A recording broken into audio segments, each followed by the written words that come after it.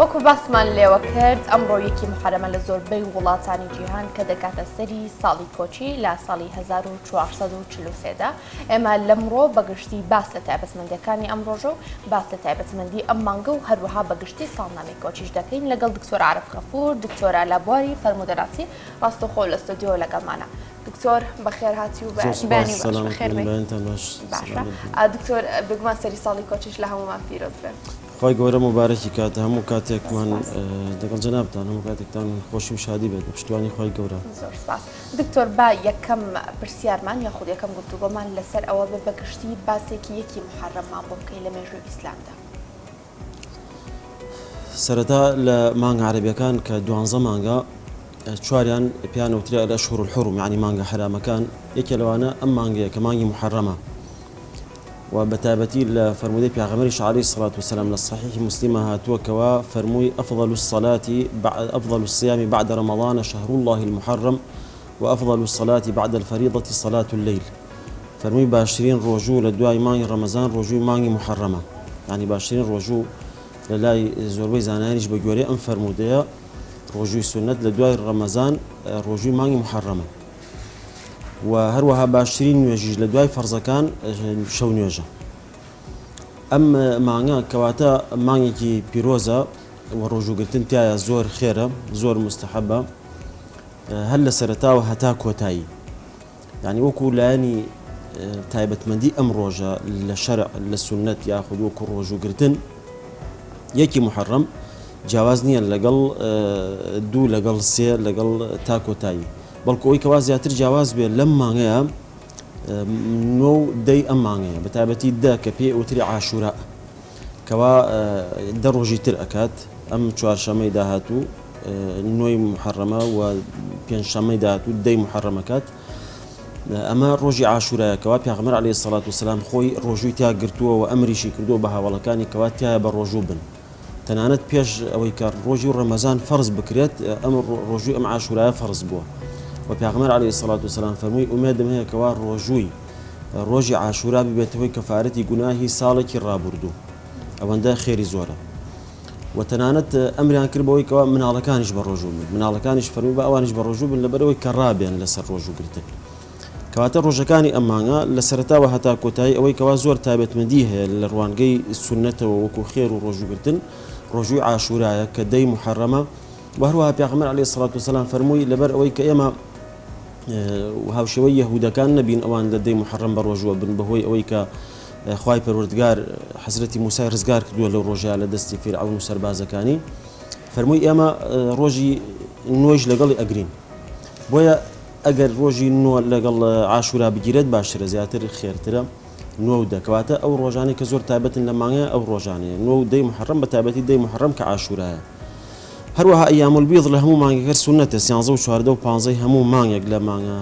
عەرەبیەکان سونەتە کە ئینسان بە ڕۆژوو بێت و پێی وترا ئەیام البیض بەڵام وەکو یەکی محەرەم لە ڕوانگەی شەرعەوە وەکوتمان تایبەتمەندیەکی نییە تایبەتمەندیەکە ئەوەیە کە کراوەتە سەرەتای ساڵێکی هیجری سەرەتای ساڵی هیجری چونکە خۆی پێشتر ساڵنامەکان تەرتیبیان نەبوو ئەو بوونامەیەکیانە نووسی ئەیانود لە شەعبانە یان داخل نازانین ئەم شەعبانەی ئەم ساڵەوەی ڕابردوو کام شەعبانە ئەڵێن با ئێمە تاریخێک تەقویمێک دابنین بۆ دیاریکردنی ساڵەکان وتیان کەی بکەینە سەرەتای ساڵەکان وەکو سەرەتای تەقویم ئەوەیان پێ باش بوو کەوا کۆچکردنی پێغەمبەر عەلەیهی سەڵات وسەلام بکەنە سەرەتا یعنی لەو ساڵێکەوە پێغەمبەر عەلەیهی سەڵات وسەلام کۆچی کرد و گەشتە مەدینە ئەوە بە یەکەم ساڵدا ئەنرێت ئەوە ئەڵێن یەکەم ساڵی کۆچی دوای ئەوە دووەم ساڵ و سێم ساڵ هەتاوەکو ئەو بوو ساڵی 11 کۆچی سەرەتای ساڵی 11 کۆچی پێغەمبەر عەلەیهی سەڵات وسەلام وفاتی کرد و پێش کۆچکردنی پێغەمبەریش بۆ مەدینە عەلەیهی سەڵات وسەلام 14 ساڵ 13 ساڵ لە مەدینە بۆ ساڵی 14م کۆچی کرد بەرەو لە مەکە بوو کۆچی کرد لە مەکەوە بەرەو مەدینە بۆیە ئەو کۆچکردنە سەرەتایەکی زۆر گرنگ بوو لە مێژووی ئیسلامە کەوا پێشتر مسلمانان ئازادیان نەبوو نەیان ئەتوانی عیبادەت بکەن بە ئاشکرانیان ئەتوانی قورئان بخوێنن نیان ئەتوانی تەواف بکەن بە دەوری کەعبەیە دژایەتێکی زۆر ئەکران لەلایەن بێباوەڕانەوە بۆیە خوای پەروەردگار ئەمری پێکردن ئیزنیدان کەوا کۆچ بکەن لە مەکەوە بۆ مەدینە ئەو کاتێکەوە کۆچیان کرد سەرەتایەکی زۆر گرنگ بوو بووە دەستپێکی دامەزراندنی دەوڵەتێکی ئیسلامی و هێزوو توانایەکیان پەیدا کرد توانیان بەرگری لە خۆیان بکەن و دواتر دەوڵەتی ئیسلامی فراوان بوو و تەنانەت فەتحی مەکەیش کرا 8 ساڵ دوای ئەو کۆچکردنە واتە ساڵی هەشتەمی کۆچی مسلمانان دووبارە گەڕانەوە بۆ مەکەوە فەتحی مەکەیان کرد مەکەیش بووە دارول ئیسلام بۆ شوێنی مسلمانان لەو ساتێکەوە پێغەمبەر عەلەیهی سەڵات وسەلام کۆچی کرد لە مەکەوە بۆ مەدینە هەتاوەکو ئەو کاتی فەتحی مەکە کرا گرنگیەکی زۆر درا بە کۆچکردن بە هیجرەتکردن تەنانەت لە قورئانی پیرۆزە لە زۆر شوێنە ئاماژە بۆ کۆچکردن هەیە وخوای گەورە فەرمی والذین آمنوا ولم يهاجروا ما لكم من ولايتهم من شيء حتى يهاجروا ئەفەرمی ئەوانەی کەوا ئیمانیان هێنا و هیجرەتیان کردووە لە پێناوی خوای پەروەردگارە کۆچیان کردووە ئەوانەی کە جیهادیان کردووە لە پێناوی خوای گەورە ئەوانە پشتیوانی یەکترن ئەوانە یارمەتی دەری یەکترن برای یەکترن ئەوانەی کەوا ئیمانیان هێناوە لە مەککە بەڵام کۆچیان نەکردووە فەرمی ئەوانە پشتیوان و دۆست و یارمەتی دەری ئێوە نین یعنی کۆچکردن لە سەردەمێک لە سەردەمەکان واجب بووە لە کاتێکا کە خەڵک نەیتوانیوە لە مەککە بە ئازادی دینەکەی خۆی پەیڕەو بکات واجب بووە لە سەریان فەرز بووە کەوا کۆچ بکەن بۆ شوێنێک کە بتوانن دینەکەی خۆیان پەیڕەو بکەن دکتۆر عارف لە هەمان کاتدا ساڵی نوێی کۆچیدا کە 12 مانگ 354 بۆ 355 ڕۆژە ناونانی ئەو مانگانەی کە لە ساڵی نوێی کۆچیدا حکومەتەکەی بۆچی دەگەڕێتەوە کە ناونانی جێی لێنراوە ئەم ناوانە ئەگرێتەوە بۆ پێش هاتنی ئیسلامیش ئەو ناوانەی هەبووە لە کاتێکا لە وەختێکە کە ناویان ناوە ئەکرێت لە وەرز و لە سەردەمێکی تایبەتیا بێ بە شێوەیەک ڕەبیع الأول لە مانگی لە بەهارە بوو بێت بۆیە ناویان نابێ ڕەبیع محەڕەم کاتێک بووە کە جەنگکردن لە نێوانی قەدەغە بووە بۆیە ناویان ناوە محەڕەم ناوەکان ئەگرێتەوە بۆ ئەو کاتانە بەڵام دواتر کە لەگەڵ وەرزەکان ناگونجێت ئەو ناوانە هەروەکو خۆی ماوەتەوە یعنی ناوەکان گۆڕانکاری بەسەرا نایەت چونکە بەڕاستی ئەم ناوانە دانراوە بۆ عیبادەت بۆ هەندێک پەرستشی تایبەتی بۆ حەج بۆ ڕۆژوگرتن پەیوەندی بە وەرزەکانەوە نییە یعنی مەرج نییە ئێمە بیگونجین لەگەڵ وەرزەکان ئاخرێسا هەندێک واڵێ ئەڵێ ڕەبیع یعنی بەهار کەواتە ئیلا ئەبێ لە بەهارە بێ مەرج نییە خوای گەورە ئەم مانگانەی داناوە بۆ حەج و بۆ عیبادەت یەسئەلونەکە عن الهلة قل هي مواقیت للناس والحج ئەمە کاتی تایبەتە بۆ حەجکردن بۆ ڕۆژوگرتن خوای گەورە فەرمێ شەهر رەمەضان الذي أنزل فيه القرآن پەیوەندی بە وەرزەکانەوە نییە وەرز شتێکی نیسبیە ئێستا لای ئێمە کە هاوینە زۆر گەرمە لە ئوسترالیا ئێستا زستانە ئێستا لەوێ زستانە پلەی گەرما زۆر نزمە لە کاتێک لای ئێمە ئەبێتە زستان لەوێ بە پێچەوانەوە هەروەها ئەوەی کە لە باشووری زەویە گۆی باشووری زەوی نیوەی باشووری زەوی و هەروەها ممکنە گۆڕانکاریەک بەسەر کەش و هەوای زەویە بێت وەرزەکان تا حەدێ بگۆڕن یعنی لە سعودی جاران باران و شتانە بەو شێوەیە نەبوو بوو دواتر باران و هەندێ لافا و شتانیش ڕوویدا یا تەرزە یا بەفربارین لە تەبوک وەکو بینیمان تەنانەت حەدیث صحیح هەیە کە پێغەمبەر عەلەیهی سەڵات وسەلام فەرمی ڕۆژی قیامەت نایەت هەتاوەکو ئەم دورگەی عەرەبیە نەگەڕێتەوە و ببێتەوە بە سەوزایی و بەکانیا و ئەو شتانە بە ڕووبار یعنی وا ئەگەینە کە لە ڕابردووە ئەوە هەبوو و لە داهاتووش هاوای لێ دێتەوە و ئێستا سەرەتای ئەوە دەستکەوت سەری هەڵداوە سەرەتای ئەو فەرمودەی پێغەمبەر عەلەیهی سەڵات وسەلام بۆیە وەرزەکان شتێکی نسبیە ناکرێ ئێمە عیبادەت و پەرستشەکان و ببەسین بە وەرزەکانەوە باشە دکتۆر لە سەرەتای قسەکانماندا باسمان لە چوار مانگی تایبەت کرد کە لە هەم لە قورئانی پیرۆزدا هەم لە فەرمودەی پێغەمبەریشدا ئاماژەی پێکراوە باسی ئەو چوار مانگەمان بۆ بکەی صلی الله علیه وسلم ئەو چوار مانگە بەڵێ محەڕەمە کە ئێستا ئەم مانگەیە سەفەرە ذو القعدەیە عفو صفر نيا محرم ذو القعدة ذو الحجة لقل رجب أو شهر معنا أو كوا السلام معنا يوم تعيدين وكوت مانك الأشهر الحرم كخوا جور القرآن سورة التوبة أما جي بيكردوا إن عدة الشهور عند الله 12 شهرا في كتاب الله يوم خلق السماوات والأرض منها 4 حرم فرمي الجماريد معنا كان لا إخوي بردقار لو كاتيك أرزو أسمان كان يدرس كل دوان زمان يعني أم دوان زمان كدان راوا أما خلق دايننا وخوي بردقار خوي داينا وصال دوان زمان وأفرمي منها 4 حرم فلا تظلموا فيهن أنفسكم فرمي شوار مانيان أشهر الحرمة لو مانيا لو كاتانيا يوا ظلم لنفسي خوتان ما كانوا جناه تاوان أنجام مدن جناه تاوان لهم كاتي إنسان بكاهر ظلم لنفسي خويا كزرر بنفس بسر نفسي خويا أهينت خوي زرر من دبيع بلام لما أنا لم كاتانيا زياتر جناه تاوان سزای زیاتر ئەبێت بۆ یەخوای گەورە وای فەرمووە جا ئەوەی کەوا گرنگیش بێت ئەوە بزانین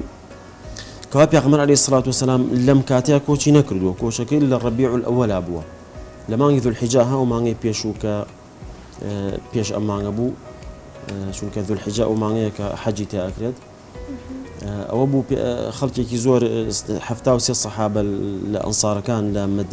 لە مەدینەوە هاتن بۆ مەکە بەیعەتیان کرد بە پێغەمبەر عەلەیهی سەڵات وەسەلام یعنی بەڵێنیان پێدا کە پشتیوانی بکەن و دیفاعی لێ بکەن بەرگری لێ بکەن ئەوە بوو دواتر 73 پیا و دوو ئافرەت بوون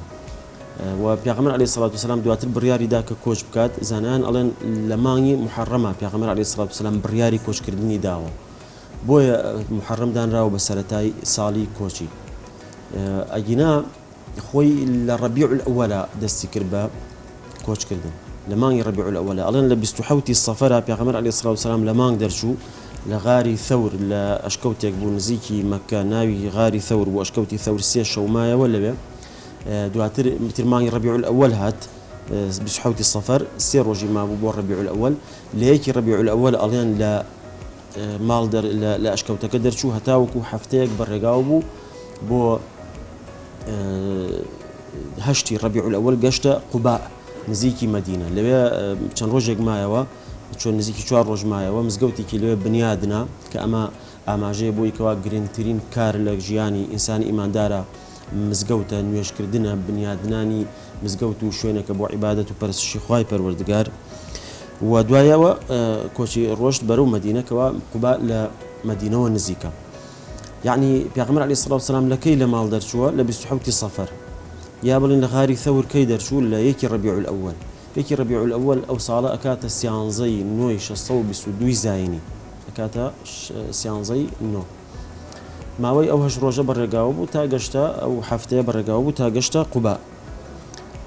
لەبەر ئەوە ئەبێ ئەو بزانین کەوا پێغەمبەر عەلەیهی سەڵات وسەلام لە ڕەبیع الأوەلا کۆچی کردو نەک لە محەڕەمە بەڵام محەڕەم دانراوە بە سەرەتای ساڵی کۆچی لەبەر ئەوەی کە لەو کاتەیە پێغەمبەر عەلەیهی سەڵات وسەلام نیاز و نیەتی کۆچکردنی هەبوو دکتۆر کەواتە با باسی ئەوە بکەین بە باسی نیەت و هەروەها پەیامی ئەم کۆچکردنە بۆ ئێمە بکەین پەیامی ئەم کۆچکردنە ئەوەیەکەوە پێغەمبەر عەلەیهی سەڵات وسەلام هەمیشە هەوڵی داوەکەوە ئەو پەیامەی خۆی بگەێنێ بە هەموو جیهان کەوا خوای پەروەردگار لە نەبوونەوە ئەوانی خەلق کردووە و ڕۆژێکی ژێت کە لە دوای مردن زیندویان ئەکاتەوە و لە حزوری خوای پەروەردگار ئەوەستن بۆ محاسبە و لێپرسینەوە اقترب للناس حسابهم وهم في غفلة معرضون ئەفەرمێن نزیک بۆیەوە حساب و لێپرسینەوەی خەڵک لە کاتێکە خەڵک بێ ئاگایە و لە غەفڵەتایە حسابێکە ئێمە بەرەو ڕووی ئەڕوین یعنی ڕۆژ بە ڕۆژ سات بە سات ئێمە لەو ڕۆژە نزیک ئەبینەوە بە دەیان جیل و نەوە لە پێش ئێمە ڕۆشتن دنیایان بەجێهێش لەم سەرزەوی ژیان ئاوادانیان کردەوە هەوڵاندا بۆ ژیان و گوزەرانی خۆیان بەڵام ڕۆشتن ئێمەش ئەم جیلەش بە هەمان شێوە پێغەمبەر عەلەیهی سەڵات وسەلام پەیامەکەی ئەوەیە کەوا خەڵکینا تەنها هەوڵ بۆ ژیانی دنیا مەدەن قەیناکە هەوڵ بۆ خۆشگوزەرانی بۆ ئاسوودەیی بۆ هەموو کارێکی چاک بدە لە ژیانی دنیا بەڵام ئەوەت لە یاد بێکەوە خوایەک تۆی خەلق کردووە ئەو خۆرە لە نەبوونەوە ئەو ئەرز و ئاسمانە ئەو ئەستێرانە ئەو هەور و بارانە ئەم زەویە کە ئەسوڕێت و شەو ڕۆژ دروست ئەبێت ئەمە خوا خەلقی کردووە ئەی ئینسان تۆ لە نەبوونەوە لە نوتفەیەکەوە خەلق بوویت و دواتریش ئەمریت و زیندووەکرێتەوە لە حزوری خوای پەروەردگار یومە یەقوم الناس لرب العالمین پەیامی پێغەمبەر عەلەیهی سەڵات وسەلام ئەمەیە خەڵکێک ڕێگر بوون لە گەیاندنی ئەم پەیامە حەزیان لەبوو لەسەر بتپەرستی و لەوەی کەوا لە باوەپیرانەوە بۆیان ماوە لەسەرەوە بەردەوام بن پێغەمبەر عەلەیهی سەڵات وسەلام نێ ئەتوانی وەکو پێویست کە پەیامەکەی خۆی بگەێنێت ناچار بوو کە کۆچ بکات لە مەکە و بۆ مەدینە کەواتە لە هەر کاتێک و لە هەر جێگایەک ئینسانی مسلمان ئینسانی ئیماندار نەیتوانی پەیڕەوی لە ئاینەکەی خۆی بکات بە ئازادی واجبە لەسەری کە کۆچ بکات واجبە یعنی هیجرەت بەو معنایە بۆ ئەو کەسانە ئەمێ ماوە بەردەوامە وەکو ئیمامی نەوەوی ئیبن حەجەر و ئیبن کەثیر ئەو زانایانە ئەڵێن واجبە لەسەر کەسانێک کە نەتوانن بە ئازادی پەیڕەوی لە ئاینەکەی خۆیان بکەن لە ئیسلامەتێکی خۆیان بکەن واجبە کۆچ بکەن ئێستا وەکو مسلمانانی کە لە سینن کە زۆر ئەشکەنجە ئەدرێن زۆر دژایەتی ئەکرێن یا ئەوانەی میانمار ئەمە واجبە لەسەریان کۆچ بکەن بۆ شوێنێک کە بتوانن لەسەر ئیسلامەتێکی خۆیان بەردەوام بن کاتە دکتۆر عارف ئەو گۆڕانکارە مێژویە چی بکە و کاتەی ساڵی کۆچی تێدا دانرا تاکو ئێستا گۆڕانکاری مێژوی تێدا ڕوویدا لە هەمان کاتدا مسلمانە بە تایبەتی لە ژێردەستەی کران بە سەربەرزی بووە هۆی بنەبڕکردنی کۆیلەیی مرۆڤدا باز لەو گۆڕانکارە مێژویە بکە کە لەو کاتەوە تاکو ئێستا لەو کاتێکەوە پێغەمبەر عەلەیهی سەڵات وسەلام لە مەدینە بوو خەڵک بتپەرستیانە کرد عیبادەتیان بۆ خوای پەروەردگاری تاک و تەنها نەئەکرد شەریکی زۆران بۆ خوای گەورە بڕیار ئەدا و کۆیلایەتی لە ناو خەڵک زۆر باو بوو بە شێوەیەک کەسانێکی هێنرابوون ئیتر لە شەڕ گیرابوون یا بە هەر شێوەیەک کرابوون بە کۆیلە کرین و فرۆشتیان پێوە ئەکرا و ئازاریش ئەدران و سوکایەتیان پێ ئەکرا و هەروەها گەشت بۆ حاڵەتێک بێڕێزیکردن بە ژنکەوە کچ بە شێوەیەک سیر بکرێت کە زیندە بەچاڵ بکرێت خەڵکێکە بووەکەوا کچی بووە بچووە بە زیندوێتی خستوێتە ناو چاڵێکی بۆڵ کەندووە خستوێتە ناوی و خۆڵی کردووە بەسەریا پێغەمبەری خوا عەلەیهی سەڵات و سەلام کاتێک هاتووە ئەمری کردووە بە خەڵک کەوا عیبادەت بۆ خوای پەروەردگار بکەن شەریکی بۆ بڕیار نەدەن سیلەی ڕەحم بەجێ بهێنن ڕاستگۆ بن بەڵێن و پەیمان نەشکێنن و هەروەها چاک بن لەگەڵ کەس و کار و خزم و دراوسێ بە تایبەتی دایک و باوک و چاک بن لەگەڵ خێزان و مناڵی خۆیان و کچ و کوڕ هیچ جیاوازیەکی نییە ئەوە نەزەرە و بۆچوونێکی جاهیلیەتەکەوە خەڵکێک بەو شێوەی سەیری کچی کردووە حتى لقرآن آماج بو حالتك وإذا بشر أحدهم بالأنثى ظل وجهه مسودا وهو كظيم يتوارى من القوم من سوء ما بشر به أيمسكه على هون أم يدسه في التراب ألا ساء ما يحكمون فلما كاتي كسي كان مزياني بيبدري بوي كشيكي بوا سيركي دج بينا خوشا دلي تنگ أبيت إتريا أما يا كشكا نارزایی کچەکە هێڵێتەوە لای خۆی هەست بە بێڕێزی و بە سوکاتیەکە یا ئەمە ئەیخاتە ناو خۆڵە و زیندە بەچاڵێکات خەڵکێن نەزڕە و بۆچوونی ئاوا بووە لە بەرامبەر کچ لە بەرامبەر کۆیلەکان کەوا بە کۆیلیان وەکو ئینسان سیر نەکردو زۆر بێڕێزیان کردو بەرامبەریان پێغەمبەر هات عەلەیهی سەڵات وسەلام ئەمری کرد بۆ چاکەکردن بەوەی کەوا تەنانەت فەرمووی ئێوە برای یەکترن فەرمووی هیچ فەرقی نییە لە بەینی عەرەبی و عەجەمیەکە ئیلا بە تەقوا نەبێت وفرمووی ئەگەر عەبدێکی حەبەشیش بێت سەری وەکو مێوە ژوابێ ئەوەندە ڕەش بێت بکرێ بە ئەمیر بەکار بەدەست بەسەر ئێوە ئەبێ ئیطاعی بکەن یعنی ئەوە نەما بڵێ ئەوە ڕەش پێستە ئەوە کۆیلێ یعنی تا ئێستش ئەو کۆیلایەتی یاخود ئەو سیرکردنی ڕەش پێستە بەو جۆرە تا ئێستا لە ئەمریکا ماوە یعنی تا ئەو ساڵانی ڕابردوو لە هەندێ چێشتخانە نووسراوە لە هەندێک شوێنی گشتی نووسراوە کە تەنها بۆ سپی پێستەکانە ڕەش پێستەکان نابێ بێنە ئەوێ زۆر بێڕێزیەکرێ زۆر جیاوازێکرێ لە بەرامبەریان پێغەمبەر عەلەیهی سەڵات وسەلام فەرمووی کەئەنە ڕەئسەهو زەبیبە تەنانەت ئاماژەی بەوە کردووە يعني فرمي أجر سري وكو ميوج رجبيا ببيت أمير بسرتانا بون من أخوي أسامة داناوا رش بيز بوا أمير بوا بسري أنا وثمانية شهر صار بوا فرمي أبي طايب كان بوشي بيغمر عليه الصلاة والسلام بنما كان داد بروري برايتي يكساني مروفاتي يكساني جنوبياوي دام زران رزقتن لآفرد دام زران لنيو خلقا الأوي كوا كجورانكاري كي زۆر گەورە و سەرتاسەری بوو لە ژیانی خەڵکو لە ناو کۆمەلگا ئەوە بوو لە مەدینە ئەم یاسایانەی دامەزراند و بەو شێوەیە لە جیهاندا بڵاو بوویەوە لە ناو هەموو مسلمان زۆر باشە دکتۆر بێگومان ئەمە خزمەتی بە هەموو مرۆڤایەتی کردووە لە دواییدا دەبێت بزانم چی گۆڕانکاریەک لە ئاینی ئیسلامدا ڕوودا لە شوێن کەوتوانی ئاینی پیرۆزی ئیسلامدا لە دوایم کۆشکردنە چی گۆڕانکاریەکی گەورە و مێژووی ڕوودا لە ژماری شوێن کەوتوانی ئاینەکەدا و هەروەها بەگشتی شوێن کەوتوانی ئاینی گۆڕانکاری زۆر ڕوودا لەبەر ئەوەی وەکووتمان سەرەتا دژایەتی زۆر ئەکران تەنانەت هەندی ئەحکامی شەرعی هەبوو لەو زەمانەیە کە پێغەمبەر عەلەیهی سەڵات وسەلام لە مەدینە بوو فەرز نەکرا لەبەر ئەوەی کاتی نەبوو هێشتا دەرفەتی گونجاو نەبوو ئەوە ڕۆژووی ڕەمەزان لە مەکە فەرز نەبوو و حەجکردن فەرز نەبوو لەو کاتە حتا نوێژەکان یعنی بە نوێژەکان فەرز بوو بەڵام دواتر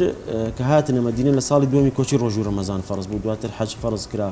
وجیهاد فەرز کرا لەسەر مسلمانان پێویست بوو لە واجب بوو لە سەیران کەوا بەرگری بکەن و بانگەواز بکەن بۆ دینی خوای پەروەردگار ئەگەر کەسێ ڕێگر بێت لە بەرامبەریان ئەو کاتە جیهاد و کۆشش بکەن لەگەڵی هەتاوەکو ئەو ڕێگریە لابن ئەو بەربەستە لابن لە بەرامبەر ئەو بانگەوازی خوای پەروەردگارە لەبەر ئەوە هێزیان پیا کرد توانیان بەرگری لە خۆیان بکەن توانیان بانگەواز بکەن ئەو کاتە هێزی چەکداریش پیا بوو خوای گەورە فەرمی وأعدوا لهم ما استطعتم من قوة ومن رباط الخيل ترهبون به عدو الله وعدوكم ئەم ئاەتە لە مەدینە هاتووەتە خوارەوە لە دوای کۆچکردن خوای گەورە فەرمووی هێزیان بۆ ئامادە بکەن بە شێوەیەکەوە ئەو دوژمنانەی خوای پەروەردگار بترسێنن چونکە گەر هێزت نەبێت لێت ناترسێ بە هەموو شێوە دژایەتی دەکا تۆ هەرچەند بڵێ من ئاشتی خوازم من زەرەر و زیان بۆ هیچ کەسێک نییە من تەنها نوێژەکەی خۆمەکەم ئەو هەر لێت ڕازی نابێت لەبەرەوەی بێت تۆیش هێزت هەبێت بۆ ئەوەی کە بەرگری لە خۆت بکەیت بۆ ئەوەی کە بیترسێنیت باز لە بەڕژووبوونی مسلمانان لەو مانگەماندا بۆ کاروها ئەجر و پاداشتی بەڕژووبوونیان ڕۆژگرتن لەم مانگە بەڵێ وەکوتم لە صحیح مسلم هاتووە پێغەمبەر عەلەیهی سەڵات وسەلام فەرمی باشترین ڕۆژوو لە دوای مانگی ڕەمەزان ڕۆژووی مانگی محەڕەمە ئەمە بێگومان نۆی ذوالحیجەیش هەیە کە ئەویش ئەجر و پاداشتی زۆرەوە ئەوەش لە حەدیث تابەتیا و لە کاتی خۆ ئەوەش باس کراوە ڕۆژی عەرەفە ئەوە لە هەموو ڕۆژەکان زیاتر خێری هەیە وەکو ڕۆژی سونەت ئەوە گومان نییە لەوە بەڵام وەکو مانگەکە بەگشتی ئەم مانگە مانگی محەڕەم ڕۆژوگرتن تایە زۆر خێرە هەرچەند ئێستا وەرزی گەرمایە بەڵام وە قورسە ڕۆژوگرتن ڕۆژگاریش تا حدێک درێژە بەڵام ئەگەر کەسێکی شوکاری زۆر قورس نەبێ و لە ماڵەوە بێت و بتوانێت کاتەکانی زیاتر پشوو بدات یا هەندێک کەس بە خەو بەسەریە بن ئەکرێ ئەوە زیاتر ئاسانە بۆیان بە ڕۆژوو بن. زۆر باشە دکتۆر باسی کۆتایی هاتنی ئەم کۆچەمان بۆ بکەیت چۆن گەڕایەوە بۆ مەکە پێغەمبەرمان دروزوخوای لەسەر بێ. پێغەمبەر عەلەیهی سەڵات وسەلام بوو لە ساڵی هەشتی کۆچی فەتحی مەکە کرا گەڕایەوە مەکە و تەوافی کرد بە دەوری کەعبەیەوە نوێژی کرد و بتەکانیان شکاند و ئەو خەڵکێکەوە پێشتر ئازاریان دابوو پێشتر دژایەتیان کردبوو ناشارێن کرد کە لە مەکە دەربچی هەمویانی ئازاد کرد تۆڵەی لێ نەکردنەوە فەرمووی اذهبوا فأنتم الطلقاء ئەو کەما قالە فەرمووی ئێوە ئازادن بڕۆنگردنتان ئازاد بێ ئەوانیش زۆربیان طبعاً بێگومان بەشی هەر زۆریان ئەو بوو مسلمان بوون و دواتریش خەڵک بە شێوەیەکی گشتی ئەهاتە ناودینی ئیسلامەوە لە قەبائیل و لە عەشرەتە عەرەبەکان و لە هۆزەکانی دەرەوەی مەککە و مەدینە خەڵکێکی زۆر ئەهاتن بۆ خزمەتی پێغەمبەر عەلەیهی سەڵات وسەلام تەنانەت لە شوێنێکی وەک یەمەنەوە کە دووریش بوو هاتن ئیسلامەتی خۆیان ڕائگەیاند بۆیە لە سوورەتێکی تایبەتی إذا جاء نصر الله والفتح ئاماژەیە بۆ ئەو حاڵەتە إذا جاء نصر الله والفتح ورأيت الناس يدخلون في دين الله أفواجا فسبح بحمد ربك واستغفره إنه كان توابا ئەمە گەشتە حاڵەتێکەوە پێغەمبەر عەلەیهی سەڵات وسەلام ئەم ئاینەی دامەزراند بۆ خەڵک دەوڵەتەکەی دامەزراند یعنی ئەوانی فێر کرد کە چۆن پەیڕەوی لە ئاین بکەن و چۆن دادپەروەری و حکمڕانی لە نێوان خەڵک بکەن بە گوێرەوەی کە خوای پەروەردگار پێی نیشانداون و ئەن احکم بین الناس بما أراك الله دواتر ئەمایەتە هاتە خوار و کە ئاماژە بوو ئەوەی کەوە ئەرکی پێغەمبەر عەلەیهی سەڵات وسەلام کۆتایی پێ هاتووە کە پەیامی خوای پەروەردگاری بە تەواوەتی گەیاند و ئاینی خوای پەروەردگار بە کامڵی هاتە سەر زەوی اليوم أكملت لكم دينكم وأتممت عليكم نعمتي ورضيت لكم الإسلام دينا تەنانەت ئەمە ئاماژە بوو بۆ کۆچکردنی پێغەمبەر عەلەیهی سەڵات وسەلام لە دنیا بۆیە ئەبوبەکری سەدیق کە ئەم ئاەتە بۆکو هەواڵی وەفاتکردنی پێغەمبەر عەلەیهی سەڵات وسەلام تێگەشت و گریا کاتێک کە ئەم سوورەتەی بیست زانی کە ئەرکی پێغەمبەر عەلەیهی سەڵات وسەلام لە کۆتاییایە ئەرکەکە بەو معنایە گەیاندنی پەیامی خوای پەروەردگارە گینا پێغەمبەری خوا گەورەترین کەسە لە لای خوای گەورە و پلە و پایە و مەقامی هەر بەرزە و هەمیشە لە بەرزبوونەوەیە و لە دوای وەفاتیشی تەنانەت خوای پەروەردگار ئاگاداری ئەکات لە کردەوە و حاڵ و چۆنێتی گوزەرانی ئومەتەکەی. زۆر سپاس بۆ دکتۆر عارف غەفور دکتۆرە لەبارەی فرمودەناسی سپاس بۆ ئامادەبوونێت بن زۆر سپاسانەکەم سەرکەوتوو بن.